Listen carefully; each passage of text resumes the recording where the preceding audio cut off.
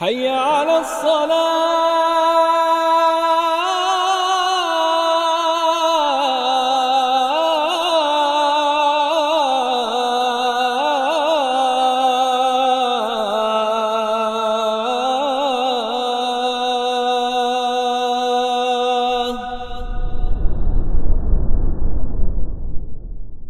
السلام عليكم ورحمة الله وبركاته. إن الحمد لله نحمده ونستعينه ونستغفره ونعوذ بالله من شرور أنفسنا وسيئات أعمالنا. من يهده الله فلا مضل له ومن يضلل فلا هادي له. أشهد أن لا إله إلا الله وحده لا شريك له وأشهد أن محمدا عبده ورسوله لا نبي بعده.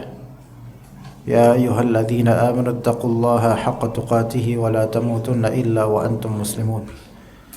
فإن أصدق الحديث كتاب الله وخير الهدي هدي محمد صلى الله عليه وسلم وشر الأمور محدثاتها وكل محدثة بدعة وكل بدعة ضلالة وكل ضلالة في النار. أما بعد, para jemaah rahimani wa rahimakumullah, ada faedah yang agung yang ana baru saja dapatkan dari salah satu dirasat atau salah satu kajian atau muhadarah oleh Syekh Abdul Razzaq bin Abdul Muhsin Al-Badr hafizallah. Assalamualaikum. Berkaitan dengan suudzon billah, itu suudzon kepada Allah. Ya, kadang ada seseorang yang memiliki kesalehan, ketakwaan, kebaikan, rajinnya ibadah, namun lisannya atau fikirannya kadang-kadang membalap imannya, membalap kesolehannya. Terlampir atau terlontar di lisannya kalimat yang atau perasaan yang merupakan bentuk suudzon pada Allah. Di antara contohnya begini, jemaah. Ketika misal seorang yang saleh, rajin salat, menunaikan puasa, memiliki semangat beribadah yang baik, ya, rajin ke masjid, diberikan oleh Allah Azza wa Jalla kefakiran atau mungkin ekonomi yang standar. Namun kemudian dia ketika suatu hari melewati suatu rumah megah, kaya, dengan taman-taman dan kebun-kebun, Masya Allah, dan dia tahu sahibul bait dari rumah ini fasik, nggak pernah sholat, atau mungkin kayak memang kafir misalnya. Maka dia terus mengatakan, kenapa ya dia yang kafir, fasik atau gimana, kok seperti ini gitu loh, saya yang sholat, muslim gitu, taat, berusaha taat. Iya betul, memang berusaha, betul dari sisi itunya, iya taat, baik, saleh. Kadang-kadang seorang yang saleh pun kadang-kadang terjerumus dalam suudzon kepada Allah, dan ini adalah bentuk suudzon pada Allah. Kok bisa? Kalau di dalam ini bentuk suudzon sama Allah, apa sisi suudzon di mana? Sisi suudzon pertama, menganggap takdir ini gak adil, menganggap takdir ini tidak adil. Ya, takdir ini tidak adil. Berarti kan kalau menganggap takdir ini kok nggak adil ya, dia begini, saya begini, itu berarti ada sisi buruk sangka terhadap Allah yang mentakdirkan ini, gitu loh. Itu satu. Yang kedua, suudzon dari sisi apa? Dari sisi ganjaran. Dia seperti suudzon pada Allah, dirinya itu nggak dapat ganjaran dengan ketaatan yang dilakukan, sementara itu orang nggak taat tapi dapat, gitu loh. Hati-hati jemaah sekalian. Ya. Dan bab suudzon kepada Allah ini bisa menjangkiti orang yang soleh, sekalipun soleh.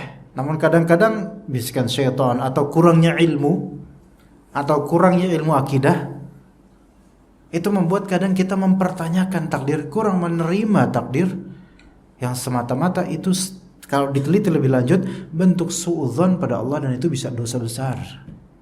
Makanya ilmu tentang akidah itu sangat perlu, jemaah. Ini faedah yang penting sekali bapak-bapak sekalian, agar kita itu tidak mengukur rahmat Allah hanya sebatas dari materi, melainkan kita mengukur rahmat Allah itu di pertama apa yang Allah berikan pada kita dari keimanan, amal soleh, itu rahmat Allah Azza wa Jalla. Materi itu ngikut, bukan yang diikuti. Materi itu ngikut, Allah cukupkan insyaallah. Ya, ini banyak yang seperti, dan kadang seorang ibu-ibu, biasanya ibu-ibu perempuan, kenapa ya tetangga kayak gini padahal dia kan gini, ya gitu dong biasa. Kita yang kayak gini, kayak nggak kayak gitu. Nah, ya ngomong apa sih? Ya, contoh misal seorang ummahat, kenapa ya tetangga tuh bininya nggak soleh-soleh amat, tapi suami setia banget, suami ngasih duit terus dan seterusnya. Kenapa saya yang udah berusaha soleh, suami saya kayak gini gitu loh. Banyak nggak pakai, mohon maaf nih ibu-ibu nih, jangan turun bu ya. Kalau turun boleh, tapi jangan lewat tangga, langsung lewat atas aja. Ya, nah, ya, dan juga sebaliknya bapak-bapak ya. Ya, itu ikhwan yang itu dia nggak ngaji tuh bapak-bapak, tapi istri kok bisa cadaran. Ini saya udah ngaji lama, istri saya nggak bisa cadaran, gitu loh. Ya, di sini kalau ini mungkin dalam amal soleh ya. Artinya berarti ada yang harus kita kritisi dari diri kita. Jangan suudzon sama Allahnya. Berarti ada yang perlu dikritisi dari kita. Mungkin kita kurang menasihati, ataupun menasihati tapi kurang baik dan seterusnya. Jadi hati-hati, suudzon pada Allah itu kerap kali berikatan dengan yang namanya kufur nikmat, tidak terima takdir itu. Itu belitannya tuh biasanya ke situ. Tidak terima apa yang Allah berikan, atau kurang percaya dengan apa yang Allah janjikan. Ya. Baik, kita menuju ke kajian fikih. Tadi nggak tahu kajian apa, muqaddimah ya. Tapi seenggaknya kita berikan faedah yang membuat saya itu tadi tergugah gitu loh. Ternyata Masya Allah, kadang-kadang kita bisa terjerumus dalam suudzon pada Allah SWT.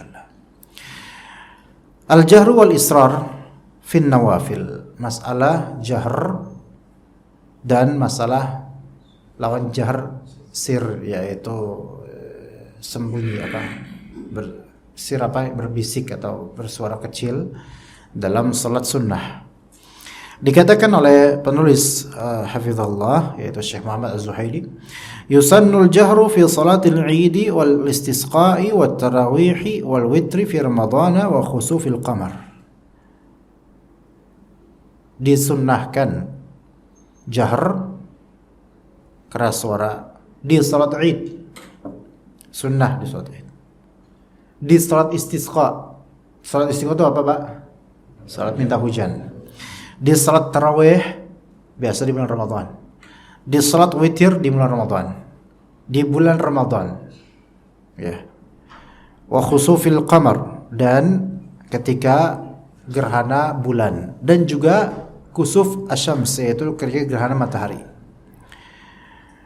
Wa rak'atay tawafi idza shallahuma laila, dan juga 2 rakaat tawaf jika dia salat 2 rakaat setelah tawaf di malam hari. Yang udah umrah tahu. Jadi kita tuh habis tawaf ya, 7 putaran, biasanya salat di dekat makam Ibrahim. Ya daerah-daerah situlah. Itu 2 rakaat disunahkan, salat 2 rakaat. Kalau malam maka disunahkan di sini untuk menjaharkannya. Ya. Wa yusarru fi sa'irin nawafilil mutlaqati idza shallaha nahara, dan wa yusirru, bisa wa yusirru, dan mensirkan di semua salat-salat sunnah mutlaqah jika salatnya dilakukan di siang hari. Jadi ada nafilah mutlaqah, yaitu salat sunnah mutlaqah. Apa itu salat sunnah mutlaqah? Tidak terniatkan khusus salat apa. Itu salat sunnah mutlaqah. Nah, salat sunnah mutlak ini yang dilarang di waktu-waktu yang terlarang karena tidak ada sebab, tidak niat pengen salat aja. Yaitu tidak dibatasi oleh niatan khusus. Itu salat sunnah mutlak. Begitu Pak. Kayak Bapak misalnya di rumah gabut, nggak ada kerjaan, sholat itu sholat sunnah mutlak. Daripada saya nggak jelas, sholat gitu, biar jelasan dikit gitu. Itu sholat mutlak. Ya. Dan sholat mutlak itu kalau dilakukan di waktu duha boleh jadi bernilai sebagai sholat duha, boleh jadi. Kalau dilakukan malam boleh jadi tergolong sholat malam. Tetapi sebagian ulama mengatakan ya sholat mutlak karena nggak ada niatan, maka udah niatannya sesuai dengan kemutlakan sholat. Yang penting sholat. Nah, sholat mutlak itu bisa di siang bisa di malam, selama bukan di waktu yang terlarang. Ya. Nah, itu dia kalau di siang hari dianjurkan tidak jahar, sir aja. Kalau misalnya di malam hari maka dianjurkan jahar. Gitu Pak ya. Saya kasih contoh. Nanti habis Isya ada salat ba'da Isya 2 rakaat. Ini salat mutlak Kak? Bukan, ini salat rawatib malah. Ya. Nah, setelah itu Bapak nungguin saya misalnya. Saya lagi ngobrol-ngobrol sama jemaah lain misalnya, setelah ba'da itu anak ngobrol. Nungguin anak. Kayaknya lama nih Ustaz nih. Ya udah dah, daripada nungguin gak jelas, mendingan saya sholat dulu. Sholat apa aja yang penting sholat. Ini sholat mutlak namanya. Gak ada niatan khusus nih ba'diyah tadi udah.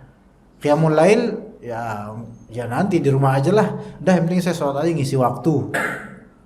Ya, rakaat kedua ustadznya pergi. Assalamualaikum warahmatullahi wabarakatuh. Udah pergi. Sholat sunnah mutlak boleh nggak kita batalin di tengah-tengah? Kalau ada hajat boleh. Kalau nggak ada hajat jangan. Iya, begitu ya. Wa yatawassatu bainal israri wal jahri illam yuwashwish 'ala na'imin aw musallin aw nahwihi. Dan boleh dia menyuarakan menengah antara israr dan jahr, antara sir dengan jahr, tengah-tengah gitu. Selama tidak mengganggu orang tidur atau tidak mengganggu orang sholat dan semisalnya, maka dianjurkan israr. Yaitu apa? Dianjurkan sir ketika itu. Ya. Tawassut itu berarti menengah. Gimana Pak? Coba kalau menengah antara sir sama jahr.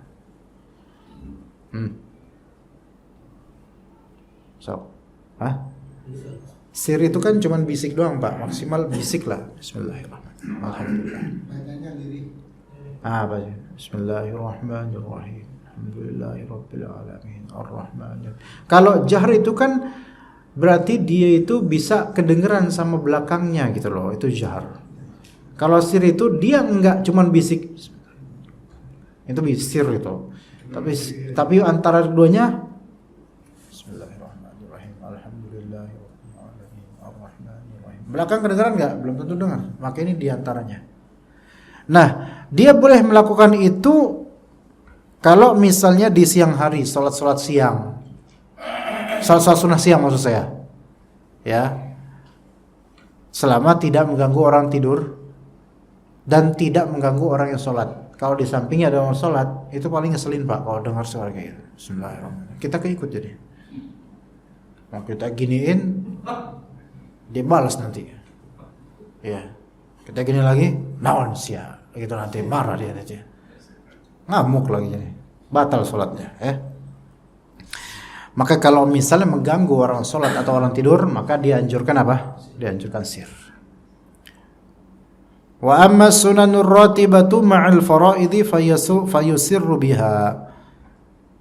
Adapun kalau misalnya di sunan ratibah maka fayusirru biha bisa. Sunan ratibah bersama dengan faraid, maka faraid sholat fardu, maka sunan ratibah ini sholat rawatib ini sir saja. Ya, sholat rawatib ini sir aja. Sholat rawatib apa aja Pak?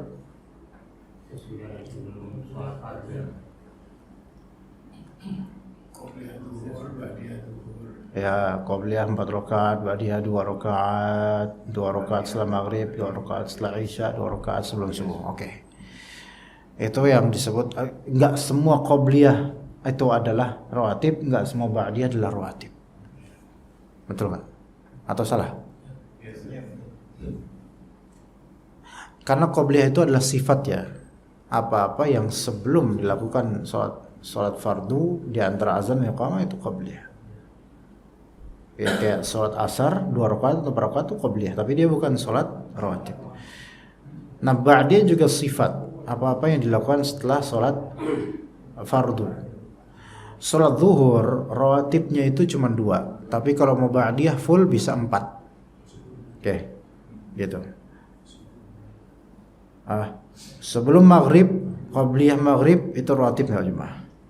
Enggak, walaupun itu disebut qabliyah, tapi bukan rawatibah. Begitu juga dengan qabliyah isya.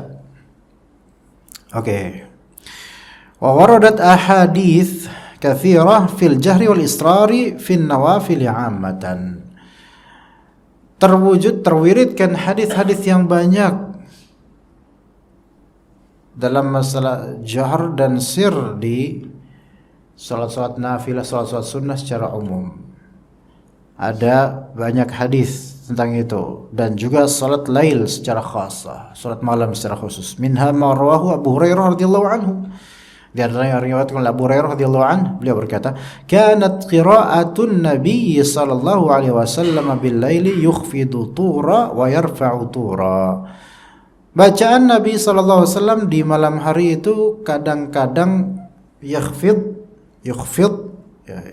atau yukhfid sih, khafd itu turun. Artinya apa?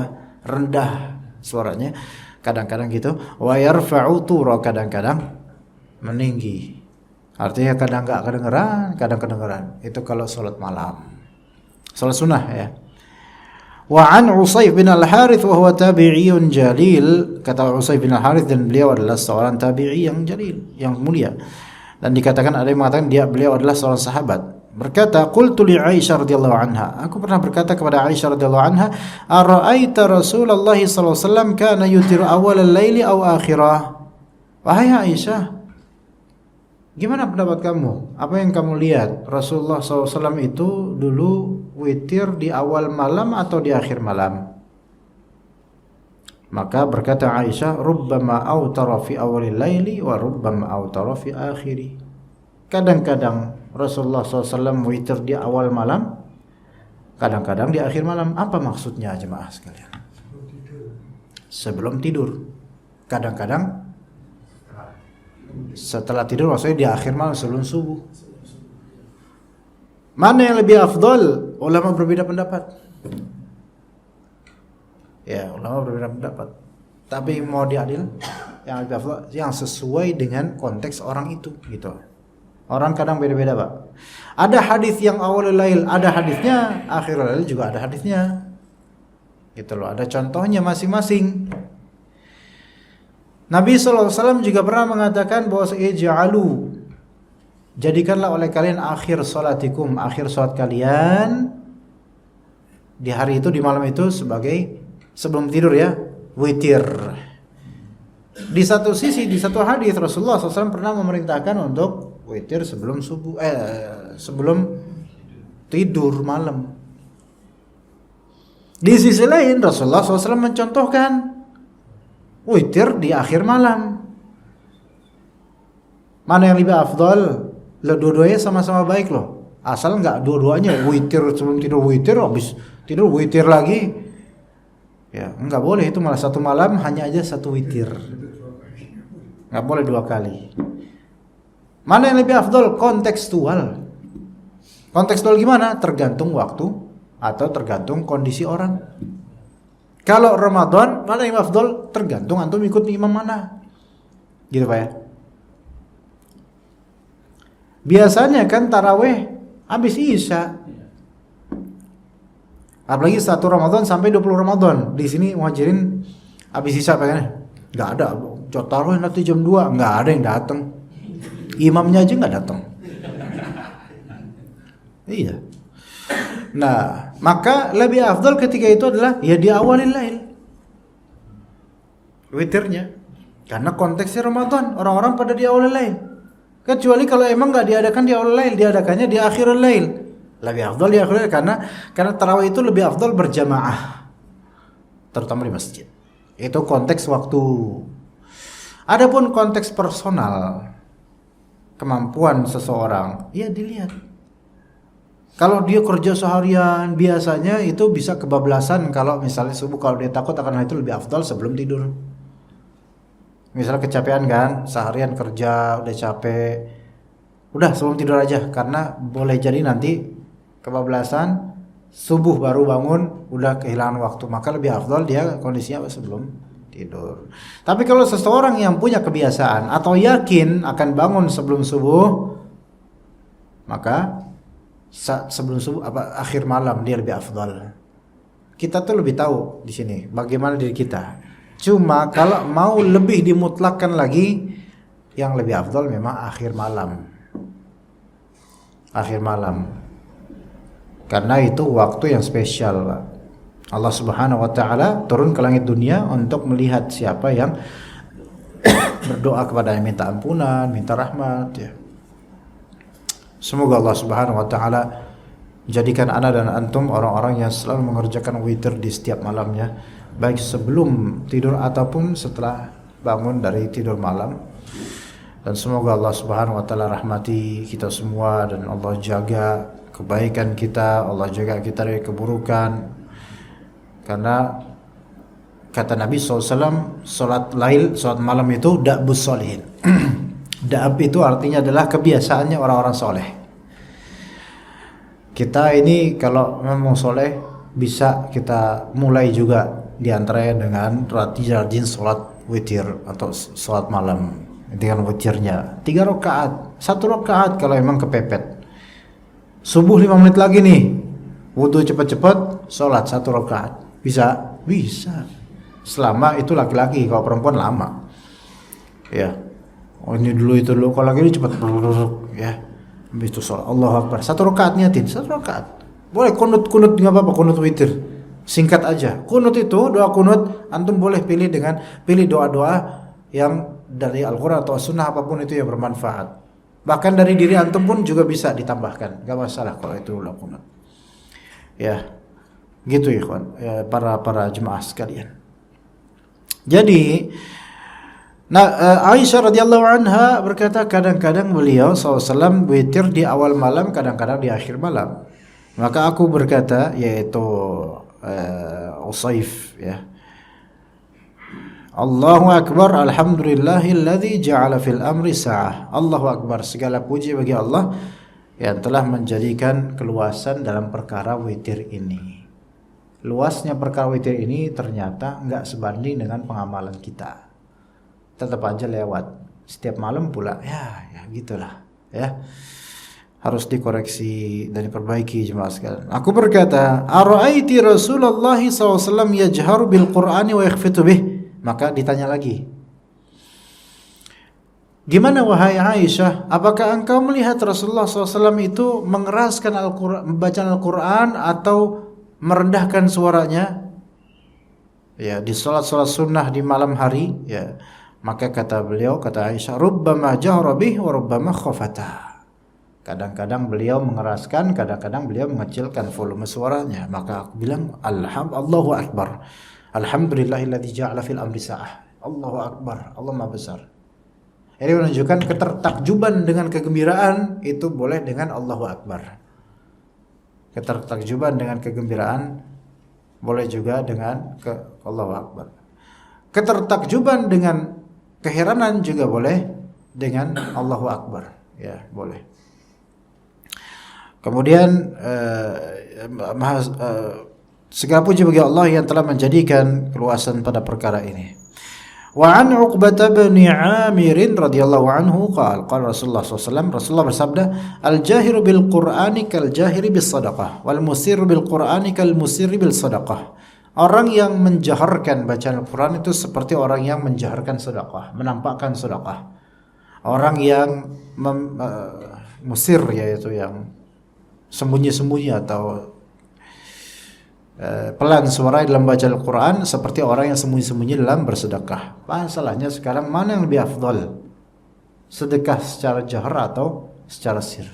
Kata Nabi SAW, In tubdu sadaqat fa ni'mahi wa in tukhfuha wa tu'tuha al-fuqara fa huwa khairul lakum. Jika kalian menzahirkan sedekah itu bagus. Tapi jika kalian menyembunyikannya dan memberikannya kepada orang-orang fakir dengan secara siri itu lebih baik buat kalian. Maka di sini konteksnya kalau khawatir riya dan kalau orang yang disedekahi ini akan turun harkatnya kalau kita sedekah terang-terangan, maka lebih afdal sedekah secara sirri. Sedekah sirri ini tidak mesti tidak hadir orang. Sekarang kan sedekah sirri itu bisa dilanggar, atau sekarang sedekah terang-terangan bisa dengan cara live atau liputan. Ini jahri. Apakah nggak boleh jahri? Boleh jika terjaga dari riya dan tidak menodai kehormatan orang yang disedekahi. Begitu. Sekarang kalau sedekah pakai liputan itu kadang-kadang menyakitkan bagi sebagian orang miskin. Sebagian orang miskinnya. Begitu.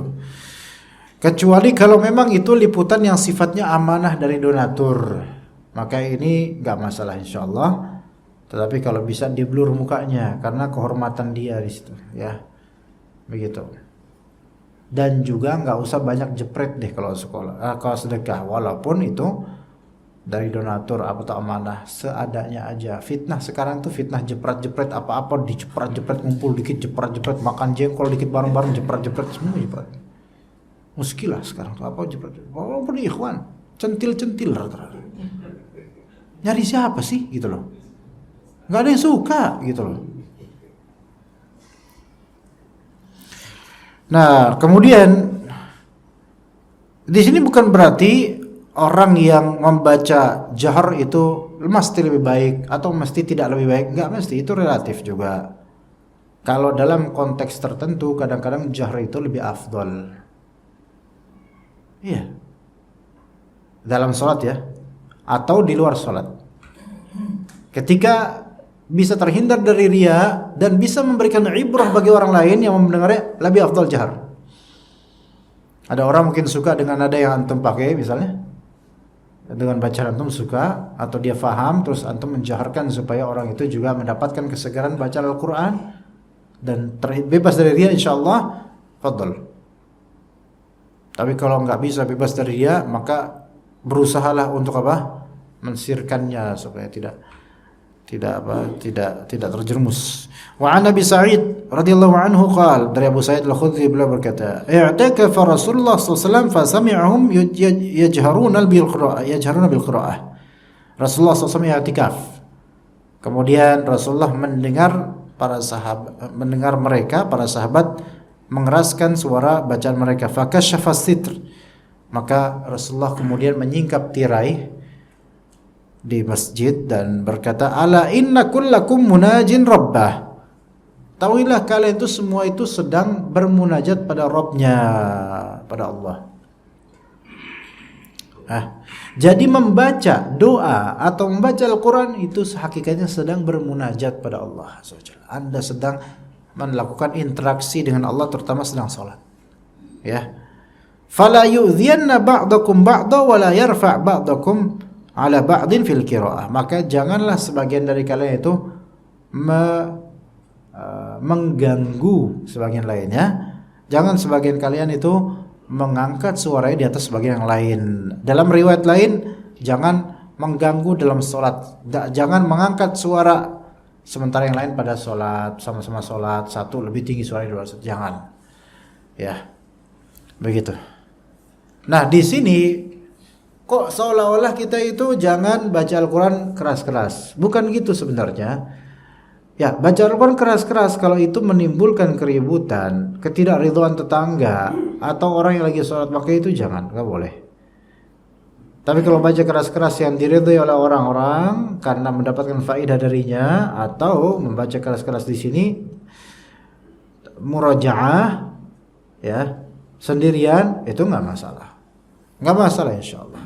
Sholat sendirian baca keras, bacanya tinggi nadanya, nggak masalah kalau sendirian untuk murojaah, nggak masalah. Dan biasanya tuh para penuntut ilmu yang suka murojaah, ketika murojaah itu sambil diri, sambil baca murojaah gitu Pak. Karena ternyata memang di antara trik murojaah yang baik atau menghafal yang baik itu sambil diri Pak. Ini banyak penuntut ilmu yang merasakannya. Bukan sambil, kadang sambil duduk enak apalagi senderan itu lebih susah untuk ngafalin atau murojaah. Dalam kondisi badan itu siap seperti siaga, itu beneran Pak, lebih cepat untuk menghafal. Bahkan ada sebagian orang yang menghafal Al-Quran itu sambil naik motor, dan selama bertahun-tahun itu nggak pernah ngafalin Quran sambil duduk, tapi sambil naik motor. Gimana cara? Murojaah juga sambil naik motor. Gimana caranya? Pakai MP3 headset. Ternyata caranya itu menemukan cara yang cocok seperti itu, ya bisa. Ternyata dengan tegapnya badan itu lebih memberikan nasyat. Nasyat itu rajin, apa ya? Nasyat itu kerajinan, apa ya? Semangat dan semisalnya. Coba kalau Bapak apa? Sambil nyantai tiduran, murojaah di mimpi akhirnya. Di mimpi 30 juz, dapat ijazah, pas bangun naudzubillah min dzalik gitu kan. Ya, jadi ketika berdiri itu biasanya para penghafal Quran itu sambil baca, sambil ya suaranya agak keras tuh. Karena lebih memberikan nasyat gitu loh. Power gitu ada lebih. Bukan berarti kalau duduk sila seperti siapa saya lupa udah dalam Pak Sarno ya. Nah, ini Pak Haji udah Pak Haji kiranya. Alhamdulillah, semoga haji mabrur Pak Sarno ya. Semoga Allah Ta'ala terima hajinya dan berkahi sisa usianya di atas ketaatan dan juga semuanya insyaallah. Tapi ngomong apa tadi saya? Nah, seperti duduknya Pak Amin, Pak Sarno seperti itu. Itu bukan berarti jelek, bukan. Tapi banyak dari penuntut ilmu itu lebih merasa berdiri itu lebih merangsang apa ya? Nasyat, spirit dan semangat. Nah, bolehkah dia menjaharkan? Lebih afdal mungkin bagi menjaharkan untuk memotivasi dirinya. Iya, makanya yang suka murojaah itu biasanya jahar, salatnya tuh sambil jahar. Membayangkan diri itu lagi jadi imam. Enggak Pak? Kayak bapak-bapak ini ya. Menjaharkan, membayangkan dirinya jadi imam, bacanya qul a'udzu birabbin nas. Standar. Ya begitu jemaah sekalian. Taib, itu materi yang bisa kita sampaikan pada sore atau malam hari ini. Kita lanjut, jika ingin bertanya jawab dipersilakan. Ada pertanyaan Bapak-bapak sekalian?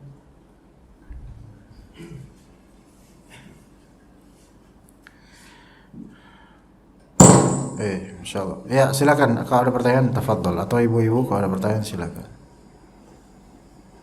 Assalamualaikum warahmatullahi wabarakatuh. Waalaikumsalam. Ustaz ingin menanyakan masalah setelah sholat itu apakah masih dikabulkan sholat sunnahnya? Terima kasih. Assalamualaikum warahmatullahi wabarakatuh. Taib, waalaikumsalam warahmatullahi wabarakatuh. Setelah sholat witir.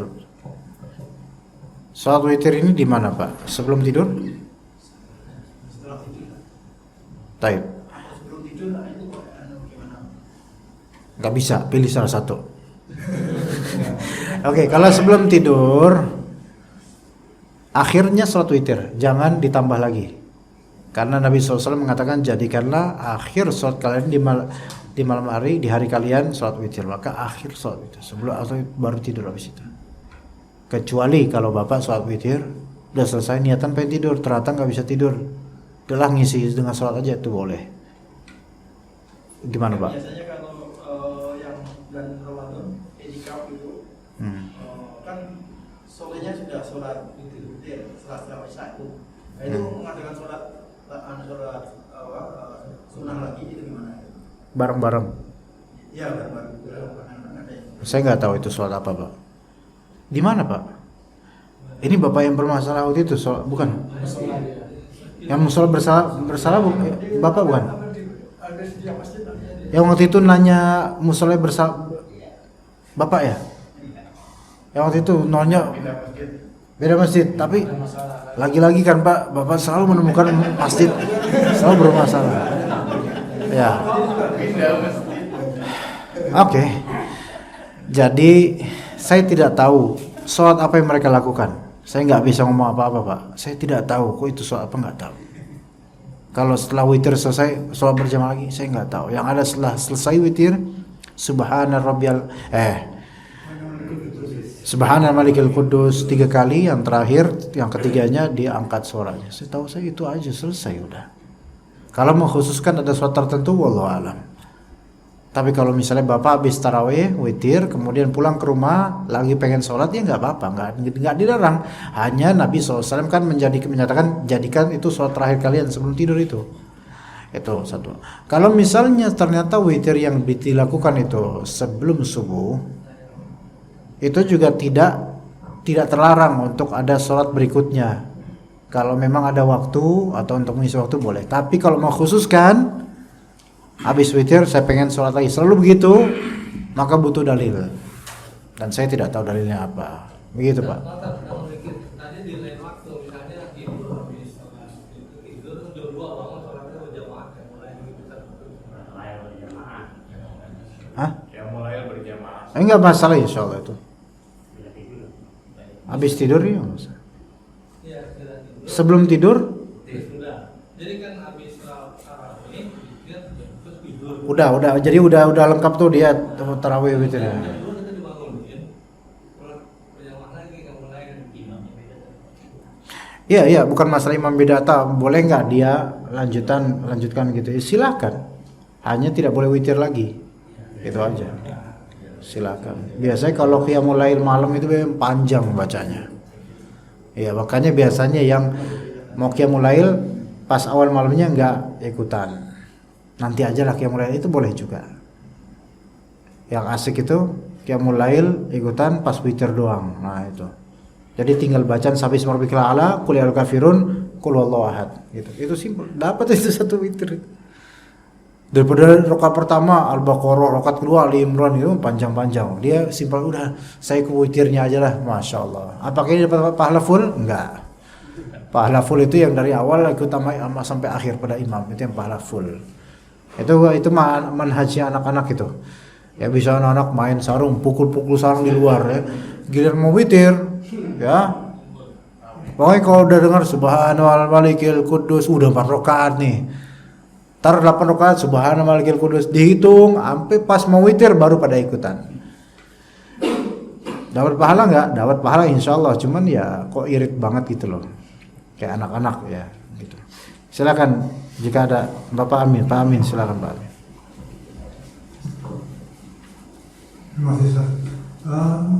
Masalah sholat sir dan jahar. Kalau sholat gerhana matahari itu baiknya sir atau jahar?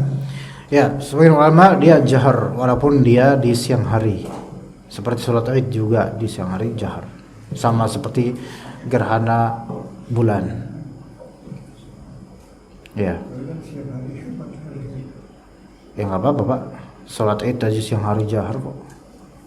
Sholat Jumat juga jahar. Bapak kok nggak terima? Ya udah nggak apa-apa. Ya. Cuma mau meyakinkan yang barusan saya bilang, kalau misalkan kira-kira 10 menit sebelum subuh bangunnya gitu kan, itu masih sempat 3 rakaat. Ya. Witir. Nah, tapi tuh ada tuh malah seringnya tuh witir dulu Ustaz, bahkan 1 rakaat gitu loh Ustaz. Witir dulu baru wudu gitu. Nah, setelah wudu baru mandi terus kemudian witir gitu lah. Tapi ternyata kok masih pas ngeliat jam kok masih ada misalnya 10 menit gitu Ustaz. Nah, seperti itu hampir sering. Nah, yang seperti itu boleh ya Ustaz? Kalau selalu begitu jangan. Tapi solusinya ke depannya diperkirakan aja Bapak berapa rakaat, berapa menit gitu loh. Kalau selalu seperti itu ya itu saya khawatir nggak ada contohnya gitu kalau seolah-olah selalu begitu, walaupun kan nggak bermaksud seperti itu ya, karena untuk menghabiskan sisa waktu aja dengan sholat gitu kan, itu boleh sebenarnya, cuman jangan selalu begitu. Lebih baik dahulukan dulu sholat 2 rakaat kemudian baru 3 rakaat. Kalau sesaat lagi witir terus kemudian akan subuh nggak jadi masalah. Suruh muazinnya diam dulu aja mungkin. Ya nggak masalah Pak, silahkan. Karena kan nggak bermaksud begitu gitu. Silahkan, nggak masalah insyaallah. Karena kan udah mengawali sholat sebelum azan subuh dan udah memprediksikan kira-kira ini nggak lewat, ternyata lewat. Begitu. Allahu a'lam. Pak, fadhol, ada nggak? Ya silakan. Fadhol. Kayaknya nggak azan gimana Pak? Apa emang nggak ada azan atau gimana nih Pak? Ayo, waalaikumsalam. Ayo silakan. Mau tanyakan kalau kita datang ke masjid udah azan tadi, kemudian kita kira-kira masih dapat sholat 2 rakaat, sholat sunnahnya itu kita sebaiknya qobliyahnya atau sholat masjid? Tinggal berapa waktu? Kira-kira masih ada 2 rakaat lah kita. Maksudnya Gabung niatnya.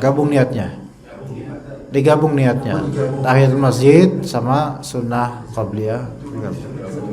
Ya, insyaallah. Pahala itu. bukan sholat mutlak disebut. Enggak, itu enggak ada sholat mutlak ketika itu. Mutlak itu ketika tidak ada sebab atau niatan khusus. Enggak ada sebab waktu, sebab tempat enggak ada, sebab waktu, sebab tempat enggak ada, dan enggak ada pengkhususan waktu tempat. Itu enggak ada, bukan sholat mutlak itu namanya. Itu kalau enggak qabliyah, kalau enggak sholat tahiyatul masjid gitu. Ya, begitu Pak. Mangga. Assalamualaikum warahmatullahi wabarakatuh. Waalaikumsalam. Saya mau tanya Ustaz tentang sholat kafarah. Kafarah apa dulu? Sholat yang memang Sholat kafarah. ya katanya ada yang mengatakan sholat kafarah itu yang meninggalkan sholat itu bisa dilakukan di hari tertentu dengan bacaan-bacaan tertentu dalam jumlah tertentu. Seperti itu. Saya nggak tahu Pak sholat kafarah, Pak. Jujur aja Pak. Kalau sholat taubat, kafarah itu kan pelebur ya. Saya nggak tahu. Mungkin bapak-bapak lain tahu bisa jelasin atau bapak bisa jelasin? Saya pernah lihat di juga di websitenya Muslim. Jadi sholat kafarah itu orang yang lupa meninggalkan sholat wajib. Nah itu kan sholat kafarahnya itu bisa dilakukan setelah dia mengingat. Gitu. Misalkan tertidur seperti itu. Ya. Saya mau cari dalilnya dulu Pak. Ini lagi mau azan dulu, kita azan dulu insyaallah. Ya, insyaallah. Selamat.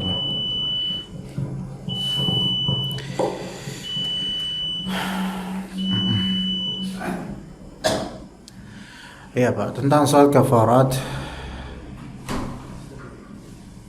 ini adalah disebut sholat ar-bara'ah, yaitu untuk melepaskan diri dari beban sholat-sholat yang dulu ditinggalkan, ya. Dan dikatakan di sini sholat ini dilakukan dengan rakaat, sejumlah rakaat sholat fardu, yaitu subuh sampai isya 17 rakaat. Dan ini kadang menjadi tradisi di sebagian orang katanya. Namun para ulama katanya berbeda pendapat mengenainya. Namun yang lebih tepat adalah hal seperti ini itu bisa menjadi haram. Ya, kenapa? Karena memang tidak ada tuntunannya sholat kafarat ini dengan bentuk dan format seperti itu. Bahkan dalam beberapa literatur ulama mazhab Syafi'i seperti Ibnu Hajar Al-Haytami dalam kitab Tuhfatul Muhtaj dan juga hasiat Syarwani terhadap Tuhfatul Muhtaj itu menyebutkan bahwasanya salat kafarat pada Jumat akhir Ramadan divonis oleh beliau haram, bahkan bisa menjadi kufur. Ya. Dikatakan oleh Ibnu Hajar Al-Haytami yang lebih buruk dari itu adalah tradisi di sebagian daerah berupa salat 5 waktu di Jumat akhir Ramadan selepas menjalankan salat Jumat.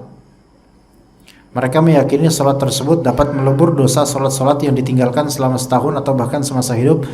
Yang demikian ini adalah haram atau bahkan kufur karena beberapa sisi pandang yang tidak samar. Intinya adalah ini nggak ada hadisnya. Ulama yang membolehkan pun misalnya tidak bisa mendatangkan satu dalil pun yang mencontohkan sholat kafarat ini. Jadi wallahu alam, kalau memang pernah meninggalkan sholat, maka dia cukup mengqadha sholat-sholat yang ditinggalkan, bukan dengan atas nama sholat kafarat di Jumat terakhir bulan Ramadan. Begitu Pak, jadi tidak perlu diikuti. Wallahu a'lam. Naon? Ya. Ya. Silakan. Assalamualaikum warahmatullahi wabarakatuh. Waalaikumsalam warahmatullahi Ustaz, wabarakatuh. Ana mau tanya tentang kasus Ana sendiri untuk sholat kemarin Ustaz. Jadi Ana pasca operasi itu pada Allah kan keluar darah ya Ustaz, karena yang ditindak itu dari rahim Ana. Ya. Lalu pertanyaan Ana untuk kewajiban sholat Ana Ustaz, karena satu keluar darah yang Ana tahu itu istihadah ya Ustaz, bukan nifas. Keluar darah karena sesar. Karena operasi tindakan laparoskopi Ustaz. Apa tuh? Bukan sesar itu? Jadi ada pelengketan di rahim yang dikerok juga di rahimnya itu, jadi ada pengguguran darah juga Ustaz yang keluar. Type itu istihadah insyaallah, mudah-mudahan.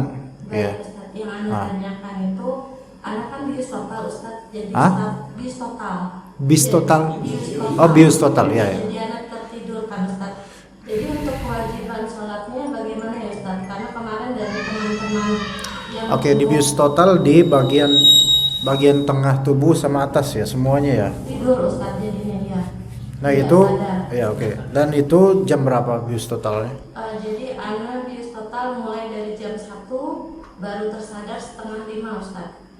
Jam 1 duhur, jam 1 siang. Alhamdulillah kalau zuhur anak masih dapat waktu untuk zuhur Ustaz. Jadi begitu setengah 5 di ruang perawatan, anak ingat belum sholat, anak coba sholat tapi pada ruang bacaan pun lupa Ustaz, karena masih pengaruh di akal anak, masih pengaruh bius gitu Ustaz. Jadi bacaan-bacaan pun anak masih ada yang lupa. Terus suami bilang kamu belum sadar penuh, jadi belum Ya. ada wajiban. Tenang Bu, jangan nangis Ibu.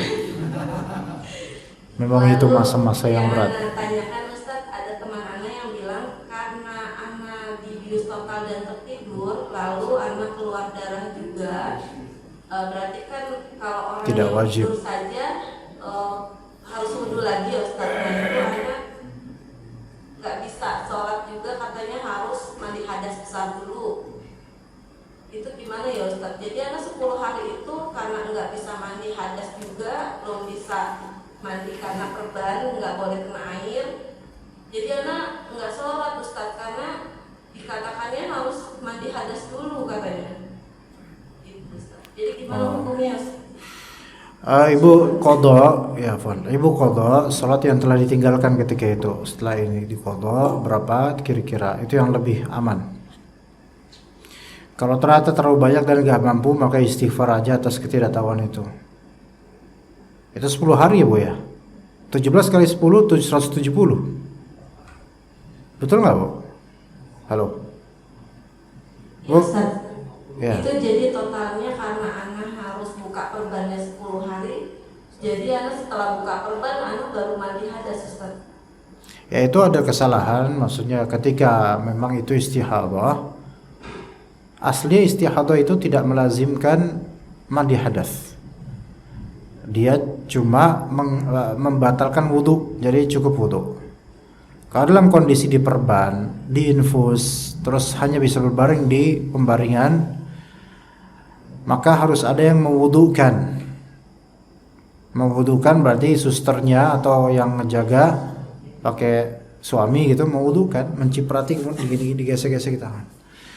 Dan ketika ya ini udah berlalu ya, tapi penjelasannya nggak apa-apa. Ketika dia merasa nih nanti di waktu asar nih kayak tidak ada yang akan mewudukan saya dan mungkin saya akan ketiduran, maka boleh dia menjamak sholat, menjamak takdim sholat zuhur dan asar.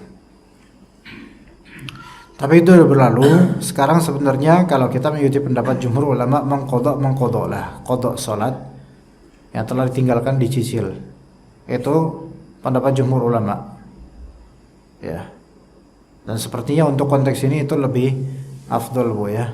karena ketika itu ibu meninggalkan sholat walaupun karena ketidaktahuan atau kejahilan. Oke Bu? Baik Ustaz, Ya. jazakallah khairan. Wa iyyak. Pak, ada lagi Pak? Fadhal. Oh, tadi ibunya kayak finishing itu, oke. Ada lagi yang mau bertanya Bapak? Atau ibu-ibu mungkin? Tidak ada, habis ya. Baik, kita cukup sampai sini alhamdulillah. Jazakumullah khair jaza. Insyaallah ketemu lagi pekan depan. Kita mengkaji masalah tauhid insyaallah. Sallallahu ala nabiyyina Muhammad wa ala alihi wa sahbihi ajma'in. Subhanakallahumma bihamdika asyhadu an la ilaha illa anta astaghfiruka wa atubu ilaik. Wassalamualaikum warahmatullahi wabarakatuh.